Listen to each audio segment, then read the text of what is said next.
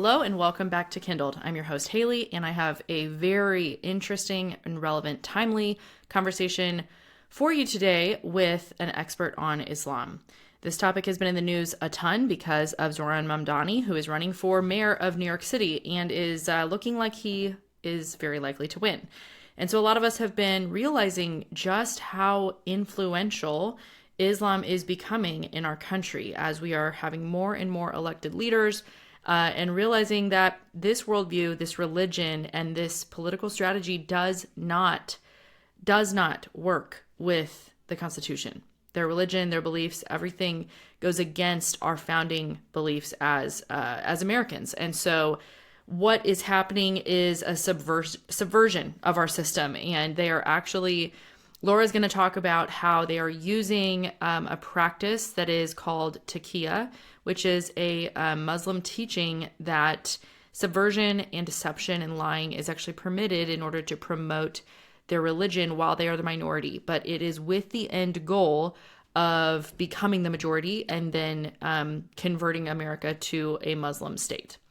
That is a scary reality we all need to get very comfortable with and familiar with quickly. And I don't mean comfortable like accepted. I mean, you need to be aware of what is happening and get educated very quickly. And so I'm going to be doing several episodes on Islam. I feel that it's something that is not being talked about enough, actually, and that Christians need to really be steeled against accusations of racism or Islamophobia or just these silly things that are used to silence you, that are used to tell you, do not bring your faith into the public sphere, do not bring your Christianity into the public sphere, or that's Christian nationalism. Let me just tell you, if you don't like Christian nationalism, you're really not going to like Muslim nationalism, okay? That's really the reality. If you do not want the state to be ruled by a religion, a singular religion, although I will argue and quibble with you on that, as you've known if you've heard my other episodes on Christian nationalism and such. If you don't want to be ruled by a religion, then you definitely need to bring your faith as a Christian into the public sphere right now. And you need to start talking about this. You need to get educated, first of all, understand what they believe, and then bring that into conversations with your friends and family, post on social media, normalize this topic. We have got to start talking about it now, like yesterday, actually. And so anyway, look for more episodes from me on this in the near future. But today is a really good introduction to what are the core beliefs of Islam, what do they teach, and how can I get kind of familiar with what they really believe so I can, be a faithful witness of the gospel to them and kind of understand how I can apologetically share truth with them. What are their arguments going to be against that? And how do I help educate other Christians about this belief and really the political strategy and militant political strategy that they are employing right now in our country? All right. So it's a real episode, but you know that I love those topics more than anything when it's our faith applied, when we can actually bring our faith into the conversation, and get equipped on how to have those conversations with friends and family that may not be where we are. It starts with us. It starts with us getting educated and teaching ourselves and always being learners. And so anyway, this has been a deep dive for me, and I hope that you will find this conversation. I know you'll find it encouraging and edifying as you listen. Before I play it, just want to remind you, find me on Instagram at haley.kindled. Make sure you are subscribed everywhere you're listening, whether that's a podcast or on YouTube. Come find us on YouTube and subscribe. Slow growing over there. If you like listening to video episodes, everything's being released there on video. And if you like Kindled, leave us a rating and review. You know, we only want, I'm going to steal from Steve Dace, who says we only want 5 or 1-star reviews, because that's really what it comes down to. You either love the show or you hate it. So if you're a 5-star listener, go ahead and leave a rating and review. Would love that support. It helps the show get found. Let's see. I think that's everything. The advertisers that are bringing this episode to you today are We Heart Nutrition, Brave and Courageous Candles, and our newest advertiser, Adonai Artisan, who you're going to hear about. That is an excellent natural perfume roller company. They make awesome kind of perfume alternatives, I should say, that smell truly amazing, would make perfect Christmas gifts. Totally encourage you to support them. Check them out. Meg is awesome. Salt of the earth, Christian homeschooling mom in Southern California. You know, being salt in a very dark place, light in a dark place. So check them out. Scroll down in show notes for links to all of our sponsors. And as always, I do not have sponsors who I do not agree with their mission, have experienced their products for myself, can actually recommend them, would wholeheartedly say these are excellent quality. Like I'm not running any sort of a charity. I do not want to take anyone's money and promote them to you if they're actually bad quality or if they're people who I couldn't support their mission. So just know that I'm never going to recommend a product that I have not used myself and would not say, you're going to be happy with this when you get it. And Adonai Artisan is no exception to that. All right, that's enough from me. Here's my conversation with Laura Zifer. Okay, so today on Kindled, I am chatting with Laura Zifer. Laura, thank you so much for being here today. Thanks for having me. So before we get into our conversation about Islam, would you tell listeners who you are and what you do? Sure. I serve as a Christian apologist. I was with Women in Apologetics for about 5 years, and currently I'm focused more on my doctorate in public theology and apologetics from Birmingham Theological Seminary. I am doing my dissertation on natural law as a framework for discussing and understanding public theology and apologetics. And I became a Christian when I was 21 years old. So I did not hear the gospel until then. And that's a long story, fun story for another day. But I am so utterly grateful for God's grace and excited to get to participate in what he's doing to draw people to himself from all over the world. I've ministered in over 30 countries around the world, a lot of them Muslim majority countries. And not because I like traveling. I really don't. Actually, I like staying home. But just seemed like opportunities that were tugging on my heart that I couldn't say no to, didn't want to say no to. And through those experiences, I've developed a compassion and love for Muslims all over the world. Man, that's awesome. I would imagine, yeah, becoming a believer as an adult has unique impact on you where you can remember a life without Christ, and compared to some of us who grew up in the church and have maybe a different experience. Not that one is better than the other, but I think that it's really cool how that can compel you to, really sharing the gospel with others as it was shared with you. It is, absolutely. Yeah. That's cool. I'm grateful for my journey, although like you said, there are advantages to both, but certainly experiencing 21 years of life without Christ, and being considered like a good kid and a high achiever and all of that, and seeing how empty it left me, and how and just always kind of wanting more, thinking there must be more, there must be some lasting purpose to life and things like that, led me to ask a lot of questions. When I heard the gospel, I was kind of immediately on fire, passionate. Let's do this. My life is yours, Lord. So very thankful for that. That's awesome. So getting into our topic today, you are somewhat of a lay expert, I guess you could say, on Islam. And so tell us a little bit about why you became interested in this religion and how you came to care, like you said, about the Muslim people. Yeah, I never really sought out Islam as an interest, and it's not something that I personally was ever drawn to.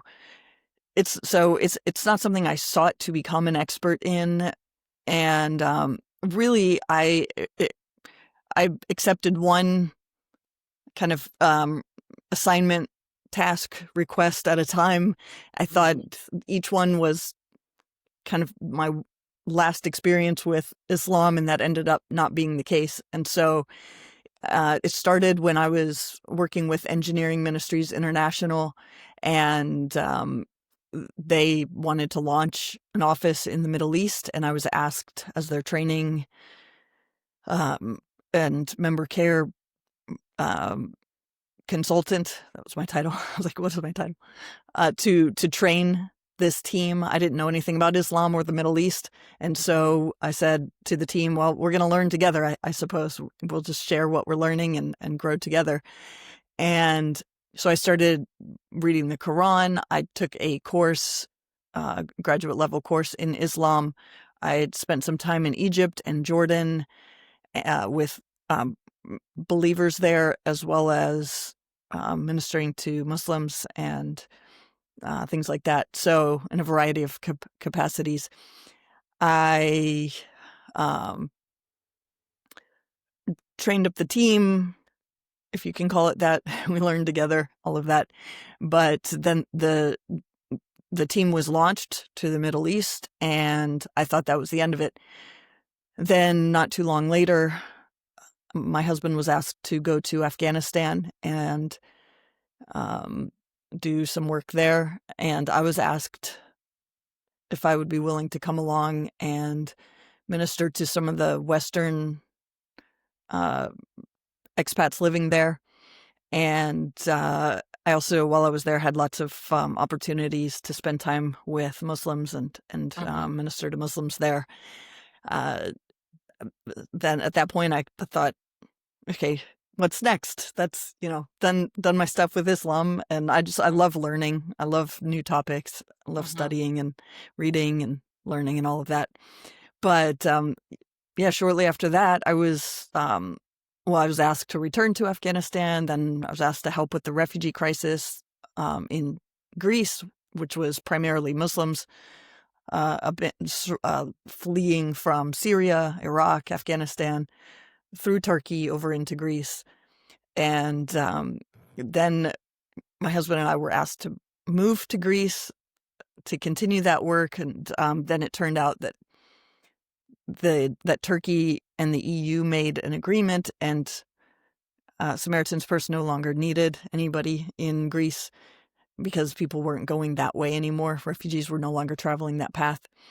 And so I got involved with ministry to Muslims in my community, which at the time was in the Atlanta area in Clarkston, Georgia. So, and then when I was asked if I was interested in being interviewed to come on the team with Women in Apologetics, I asked what they had in mind for me, and the president and founder said, "Well, you'd make a great Islam ministry specialist." And I was like, "Islam again, really?" But and my ministry activities and such with Women in Apologetics spread more broadly, far beyond Islam. But while I was there, I did create a 20-lesson Islam Foundations course for people who are interested. And so if you want to know a lot more about Islam than what we're able to talk about today, I would strongly encourage people to go to womeninapologetics.com and to the tab that is called, I think, WIA Academy, and look for the Islam Foundations course. I don't make any money from that. WIA owns it. I don't. I just think it's an excellent resource. Okay. Yeah, that's great. Yeah, well, that's really interesting and fascinating how God just uses our stories, right, to kind of equip us for what he's going to call us to. And it's not often what we have in mind. Exactly. So yeah, I can relate with that a lot. You mentioned your course, so you definitely know a lot about the core beliefs of Islam and can share with those with us. I don't want to spend too long on that because I think most people have a general idea, but if you could hit maybe just a few of the key points that differentiate Islam as obviously one of the top 3 main religions globally, and it's growing, right? Yeah, it's the number 2 largest religion in the world behind Christianity, and it's the fastest growing, primarily because of large birth rates, multiple wives per man. So you don't have to just wait 9 months. You can keep going and having more with other women. And the penalty for leaving Islam is death. So that deters people from exploring the truth. And it also doubting, asking questions is also forbidden. You're just supposed to believe. And so, so Islam is growing very rapidly, but not because it's compelling. But you asked about core beliefs of Islam. So Islam teaches there's one God, one true God. He is an absolute monad. He's utterly singular. He's not a trinity at all. They believe in the revealed scriptures. A lot of these core beliefs, by the way, when I just have a few minutes to mention them, they're going to sound an awful lot like Christianity, and people might be going, well, wait, that sounds like, is that just an Arabic Christianity or whatever? But the similarities are very superficial. You look a little bit below the surface and you see that they're radically different. But yeah, belief in one God, belief in the scriptures. Muslims believe that God revealed the scriptures to prophets throughout history. He got a few things wrong. Muhammad thought that Allah gave the Torah to Moses to give to the Jews. He gave the Psalms to David, like handed them or revealed them perhaps through an angel direct. And David just wrote all the Psalms, and that God gave the Gospels to Jesus so that he could give them to the Christians. And then God gave the Quran to Muhammad so he could give them to the Muslims so that they could have the same message in their own Arabic language. That is not what most Muslims today believe, but most Muslims today don't know what the Quran teaches. So the Quran does teach that all of those books have the same message and confirm each other in their originals, and that the words of God cannot be changed. So that presents a problem for Islam when you start going, but wait a minute, if it's the same message and yet it's not the same message, wouldn't that be a clue that there's something wrong with Islam? Mm-hmm. Yes. That's why we hear from Muslims that the Christian scriptures and the Jewish scriptures have been corrupted, even though that's not what the Quran says at all. The Quran says the opposite. So anyway, the Quran is viewed as the final and unaltered word of God that was given by God through the angel Gabriel to Muhammad to share with the Arabs. They believe in prophets. They don't believe in the fall and the sin of Adam or the fall of man, but that Adam made a mistake and that people are just kind of weak and forgetful. And so scriptures and prophets are needed to remind people because we're forgetful, and to kind of motivate us, inspire us because we're kind of weak, but not really sinful. Muhammad claimed initially to be the final prophet of Christianity and Judaism, but he was rejected by the Christians and Jews. He borrowed a lot of doctrine, but he got a lot of things wrong because he was borrowing a lot from heterodox people. So there's belief in the day of judgment. Your good deeds have to outweigh your bad deeds to be saved. Most women will be in hell. Most of the inhabitants of hell. Most of the inhabitants of hell will be women, according to Muhammad. Okay. And they believe. Why is that? Because women are deficient in religion, morality, and intelligence, according to Muhammad. Okay. They don't show enough deference or respect to their husbands. They don't appreciate their husbands enough. Husbands need to be greatly, greatly appreciated. And since most women don't do an adequate job of that, they're going to be punished for eternity for not appreciating their husband enough. Wow.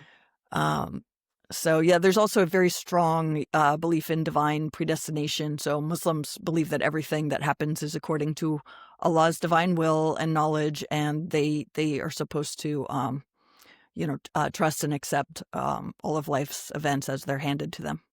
So those are kind of some of the main core beliefs. The next sponsor I want to share with you is We Heart Nutrition.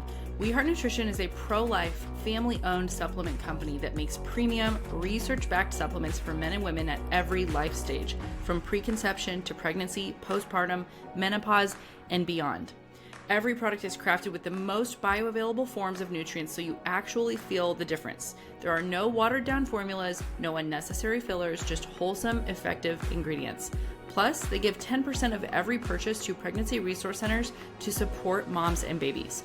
I want to share with you something that someone asked me recently on Instagram was, girl, how do you not have postpartum hair loss after having your baby a year ago? I have not noticed your hair looking thin the way that it typically does. And I will tell you, I did lose a little bit of hair because obviously there's a huge hormonal dip after you have a baby.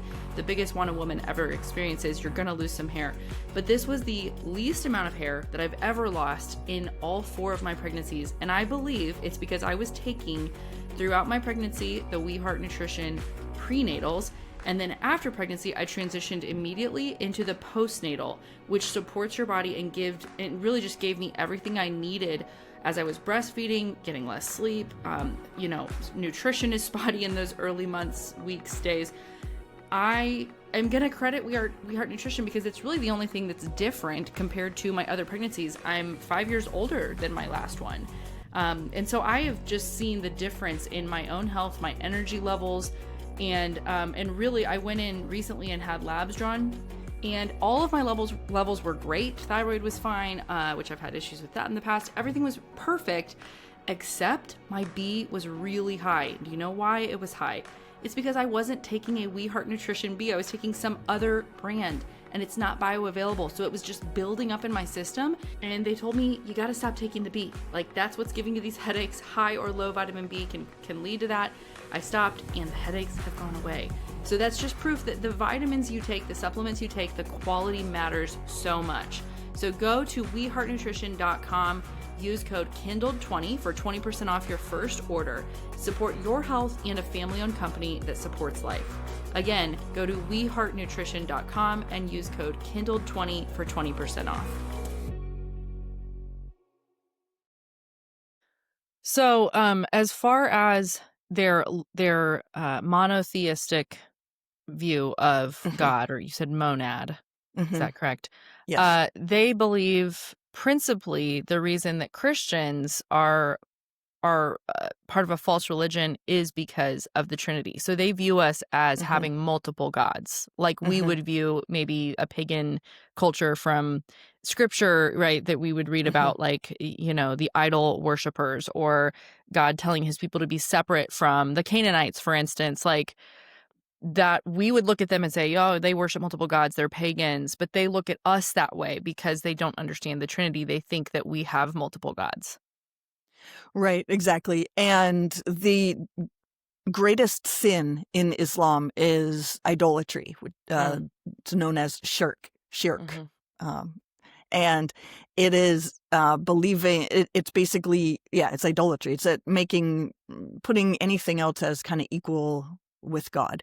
And they believe that we do that with Jesus, that Jesus is an idol, that we make him equal with God, even when we explain the Trinity. Well, when we say, no, we don't believe in 3 gods, we believe in one God who exists eternally as 3 persons. Even when I share it, and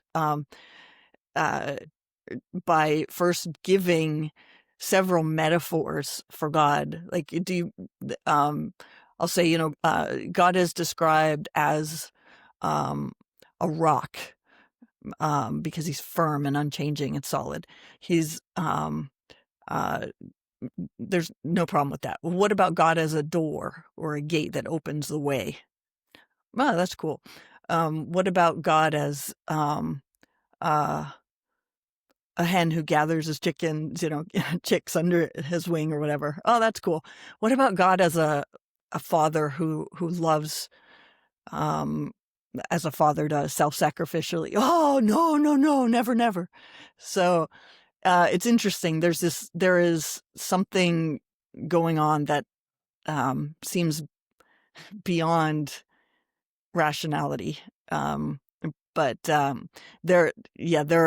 there's this one chapter of the Quran. It's only 3 sentences, and if Muslims repeat it, these 3 sentences one time, that they get the same amount of credit as if they recited a third of the Quran. And so if they recite these 3 sentences 3 times, they get credit for reciting the whole Quran. And the Quran means recitation. It's not really meant. It was never really meant to be understood. It's meant to be recited, to make the sounds that Allah made. This is why, it only works in Arabic. You only really get credit for reading the Quran if you're reading it in Arabic. And that's part of the reason as well why a lot of Muslims will tell you that they have read the Quran if you ask them, and yet they won't have the first clue what's in it, what it means, because reading the Quran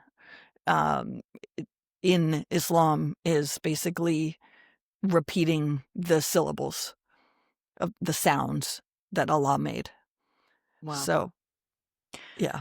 And so, when people claim that Islam is a peaceful religion, let's talk a little bit about that, because that's been really, I think, like shoved down our throats since 9/11. That was maybe the earliest memory I have, at least as, a millennial, who obviously lived through that and was, how old was I? I don't know, like 13 or something. Just old enough to be aware, and then started hearing about Islam and Islamic extremists, and how, oh no, these people who did this attack, they're just extremists. They're just jihadists. Like, Muslims are not violent, and Islam is not a violent religion. How can they claim that? And how do people, presumably, who are Muslims, believe that about their own religion? Yeah, well, so it's important to distinguish between Islam, the religion, and what it teaches, what their scriptures say, versus Muslims. And so, I mean, just kind of like in the U.S., latest Barna study I saw was, I think, 65% of Americans claim to be Christians, but only about 4% have anything approaching a biblical worldview. So, if someone who's claiming to be a Christian is out in skimpy clothes, sleeping around and that sort of thing, you can't. It's obviously not safe to assume, or correct to assume, that that's what Christianity teaches. And similarly with Islam, Islam is a violent religion that calls for the killing of all non-Muslims, but a lot of Muslims are not aware of that because, again, they don't read the Quran in a language they understand. They don't really often know what it's saying. They are taught culturally as well just to trust whatever the leadership tells them, that they can't figure it out themselves. And so, and it's not the Quran is not easy to read. It is boring as can be. It's difficult. It's about a fifth of it is not discernible in any language at all. It's kind of nonsense. According to, I don't know Arabic, but according to Arabic scholars, several of them have said this, that it's just absolute nonsense. That's probably part of the reason they say it's not supposed to be translated. So it's not in order, in any sort of real order, other than like length of the chapters, sort of, more or less. But the later verses cancel out the former verses that contradicted them. And but you don't know by opening the Quran what came earlier or later. So you can look it up, but especially prior to the internet age, how that wasn't all that easy to do. So Quran chapter 9 is the last major chapter to be revealed. And it is by far the most violent chapter. It calls on Muslims. I'll read, in fact, I have a couple of passages here just to give you a little bit of idea. So Quran 9:29, for example, says, "Fight those who do not believe in Allah or in the last day, and who do not consider unlawful what Allah and His Messenger have made unlawful, and who do not adopt the religion of truth from those who were given the scripture.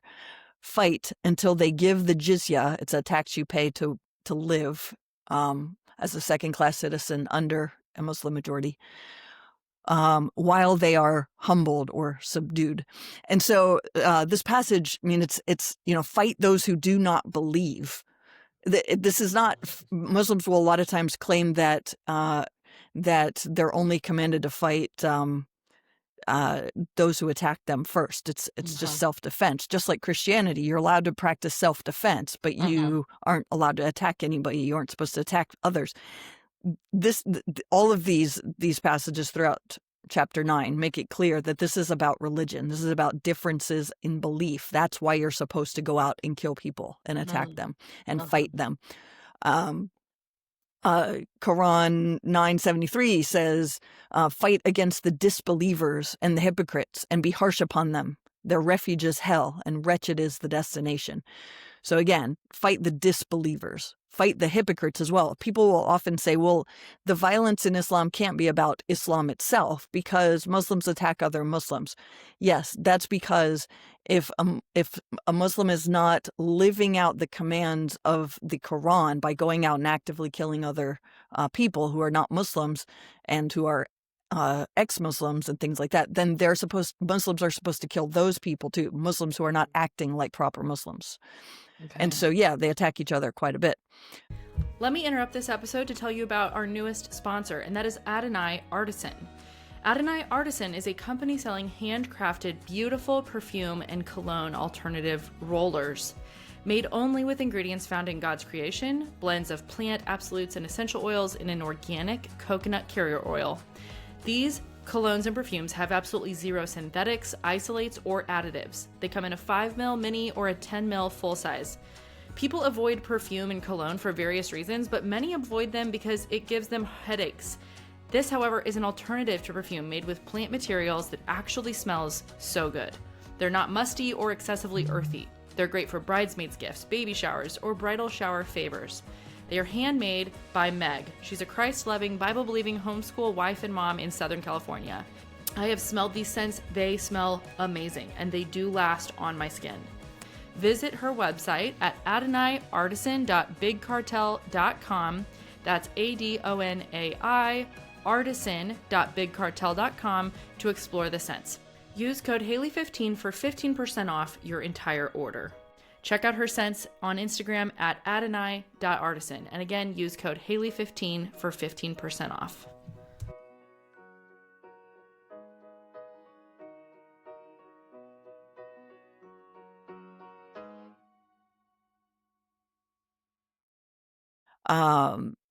So just dialing that down to, my local Target where there's Muslims every single time I go in, and every time I go, I'm like, there is just an increasing number. Are those people who are walking around, these, pretty nice looking ladies with their head coverings shopping with their kids, are they actively defying what their faith teaches by not attacking me in Target? Is that what you're saying?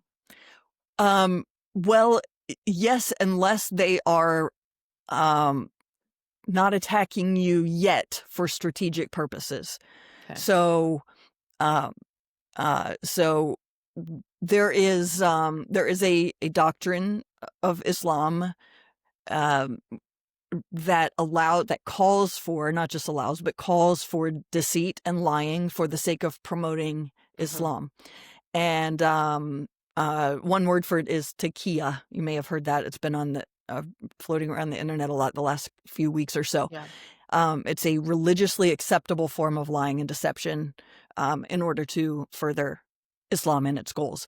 And so within Islam, including in the Quran, Allah claims to be the greatest of all deceivers. In Quran 354, also in chapter 8 and chapter 7, and in chapter 4, actually, he doesn't claim outright to be the greatest of deceivers, but it says that it shows him being deceitful in Quran 4, 157, 158, by making it look like Jesus was crucified when the Quran says really he wasn't. It was made to appear so. The obvious implication is it was Allah who made it appear so. As if Jesus was crucified, when really Allah took Jesus directly to himself. And so the majority of Muslims will say, well, yeah, it was somebody else who looked like Jesus Allah made another person look like Jesus. It may have been Simon of Cyrene. It may have been Judas in an act of poetic justice, but it was not Jesus. He was not crucified. And the reason Jesus' own mother and disciple John and hundreds of eyewitnesses and all this believed that he was crucified was because it was made to appear so. And if you ask, how could that be possible that his own mother didn't recognize him? The implication in the verse and the statement of Muslims is Allah made it appear so. And so, it's, I can tell you a lot more about it, but basically Muslims are encouraged to lie and deceive about Islam what it's about, while they are in the minority of a nation or a society. So, and preach a message of tolerance and peace. Oh, we're the religion of peace, and we just want tolerance, and we agree with freedom of religion and all of that. That is strategic. And I'm not saying for all Muslims. Not all Muslims are aware of their teachings. Again, I can't emphasize that enough. However, I will say that even the Muslims who are not aware of what the Quran teaches, they will vote for a Muslim any day of the year over anybody else. And the people running for office are real Muslims who are our society would call radical Muslims. They are obedient to the Quran. And so, there's Muhammad kind of lived this three-pronged approach that Muslims are to imitate. They're supposed to imitate everything about him. He is the excellent pattern of conduct for Muslims. If you want to know how to get to paradise, you're supposed to look at his life and imitate him down to the details. He preached a message of tolerance when he was originally in Mecca. He went to Medina after about 10 years of no success whatsoever, and actually he was driven out of Mecca. When he went to Medina, he had some political power and he had access to more resources. And so he began attacking caravans. He had been a caravan trader, and so he knew the routes that they would take, and he knew how it all worked. And so he and his men would attack caravans and kill people from Mecca, take their stuff and all of that, and forcibly convert them to Islam. And that was justified for anybody who disagreed with him. Basically, Muhammad was good at playing the victim. He would say that they had persecuted him first, but they persecuted him by not accepting his religion, basically.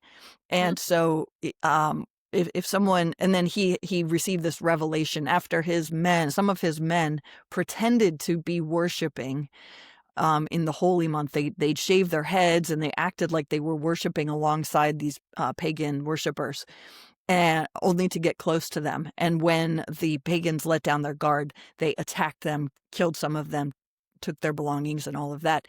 And some of Muhammad's other followers were upset that they had used such deception to attack during the holy month. That's like pretending to be a Christian, going to church, going to Bible study, gaining the trust of those around you, and then pulling out a weapon and killing them all. It's evil, it's pure evil. And so some of Muhammad's other followers had issues with that, but then Muhammad conveniently received a revelation saying that was perfectly justified, because violence is justified when others are causing you trouble, basically, by not accepting your religion. If they're causing Islam not to if they're a spread risk to you. as quickly, they're a threat. And so you can kill them. So deception, and Muhammad broke his peace treaties. He encouraged others to do so. He deceived people to get close to them, to kill them on a regular basis, things like this. So deception is so is this, is the lady next door with the hijab secretly plotting your doom? I don't know. I don't know. Yeah. Honest answer. Yeah. Statistically, she probably doesn't know what the Quran says, but she will vote for somebody who does. Let me tell you about another sponsor of this episode, and that is Brave and Courageous Candles. Brave and Courageous candles are coconut wax scripture candles that are made from the cleanest fragrance oils available on the market. Now, I described these candles like, when a candle has one single note, you can tell it's just not a very complex scent. That to me kind of reads as a cheap candle. These are very layered, complex. There's a variety of scents that go into each of the candles, and I've had 4 or 5 different candles from this company, and they are all unique. They smell amazing. I love knowing that they're clean and that they're not filling my home with toxins. My small group comments on it every week and says, "Oh my goodness, it smells so good in here. What are you burning?" And I love that each one has a scripture verse on the front, so they make the perfect subtle gift to give. I gave one to my daughter's co-op teacher last week, and she loved it. So check out Brave and Courageous candles at braveandcourageous.com. Save 10% with the code Kindled. That's braveandcourageous.com. Save 10% with the code Kindled. You can also browse all of their candles on Instagram at Shop Brave and Courageous.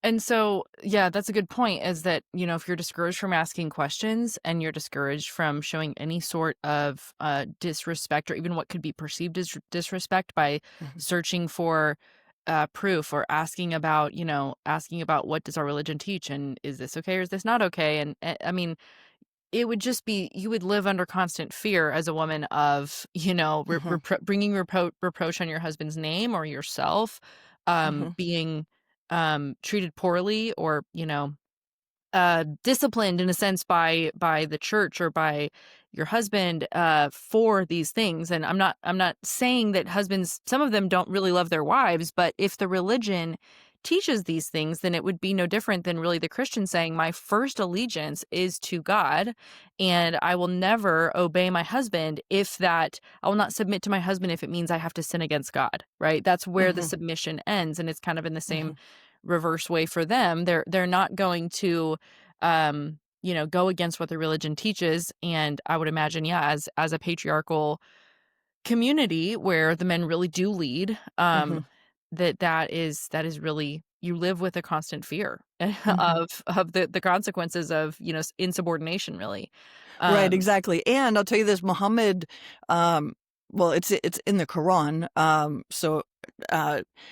but Muhammad encouraged his followers to beat their wives, even if they fear disobedience from her.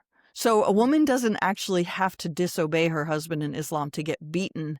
All you need is an insecure man to justify beating women in Islam. And in fact, Aisha, Muhammad's favorite bride, who he consummated the marriage with when she was 9 years old, she commented regularly, it's recorded in the hadith, that the Muslim women were treated the worst of any women at all, and that they walked around with green bruises all over them.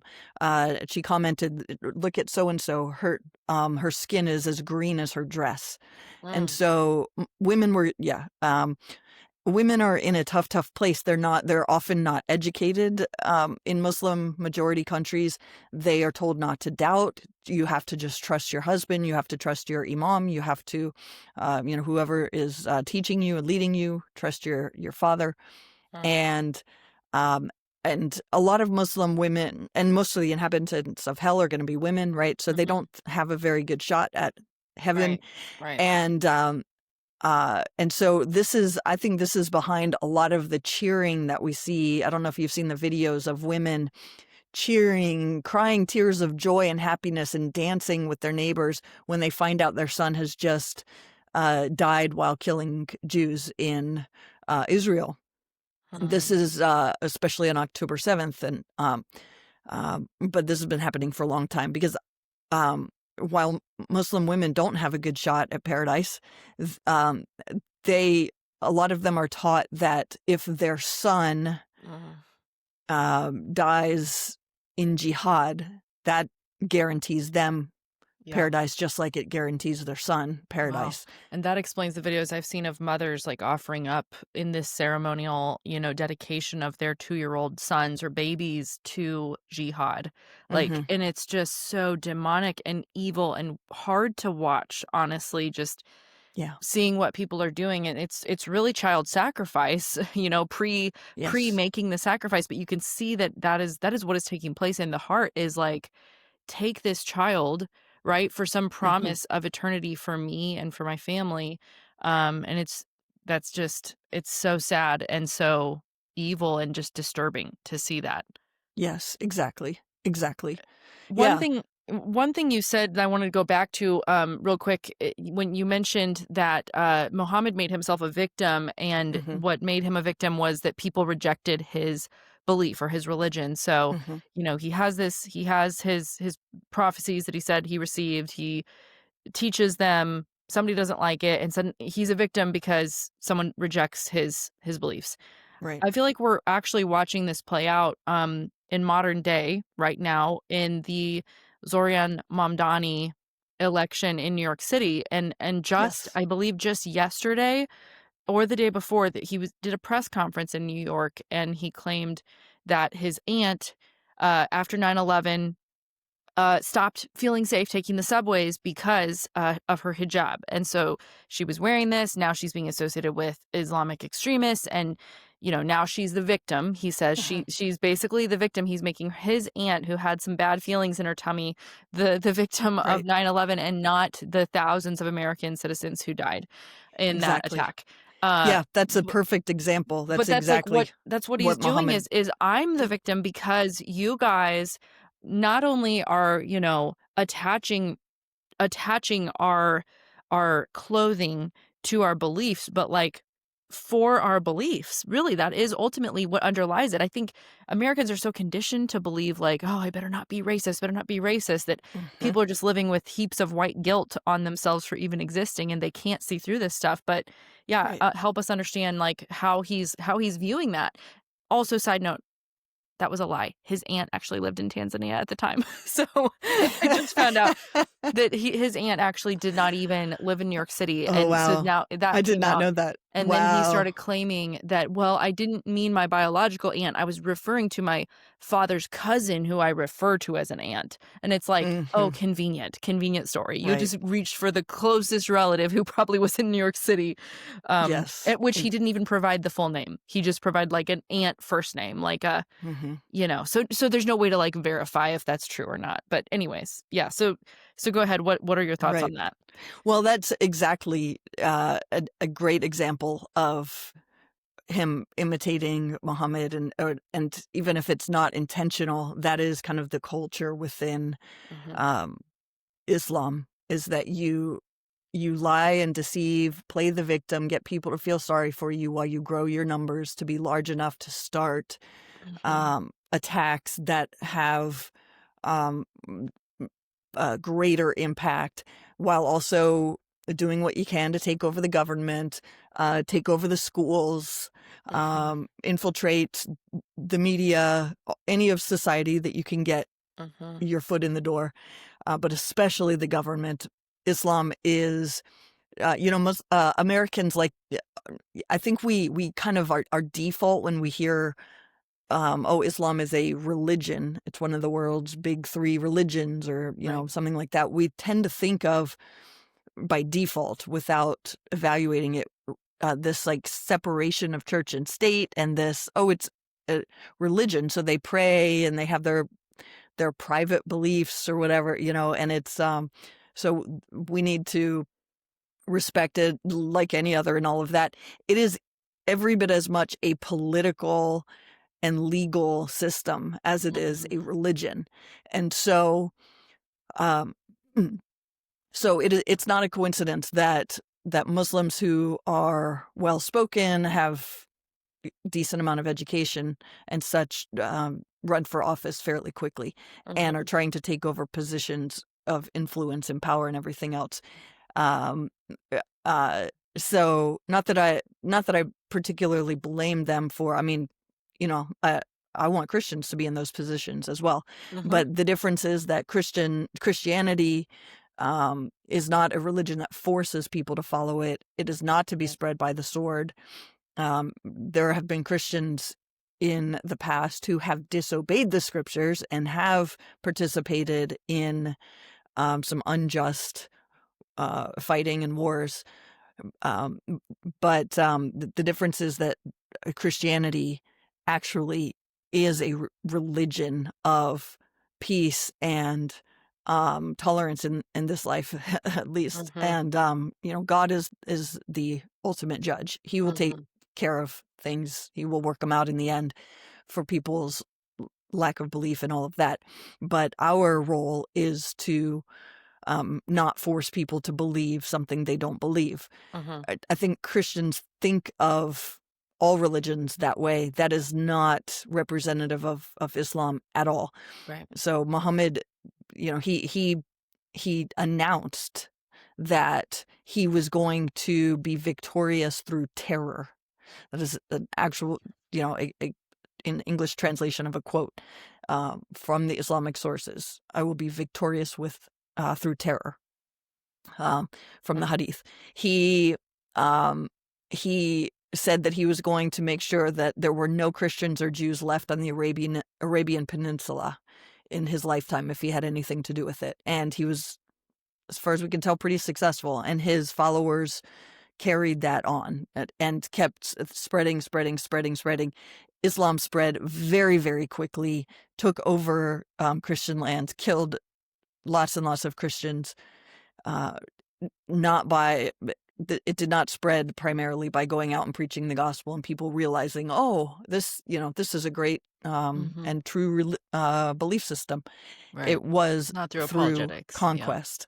Right. Yes, Exactly. Yes. And so, Mamdani, I would venture to say, knows that he's a piece of the puzzle working toward gaining more power and influence and setting up the next generation or the generation after that to fully conquer America and make it a fully Islamic country directed by Sharia, as opposed to the U.S. Constitution, which is absolutely incompatible with Islam. Right. Absolutely incompatible. All right, that is all for today. I'm going to save the rest of our conversation for a part 2 because it just went so long.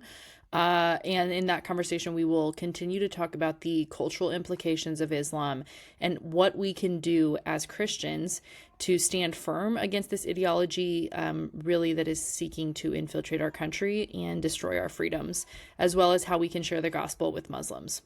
All right, see you guys next week.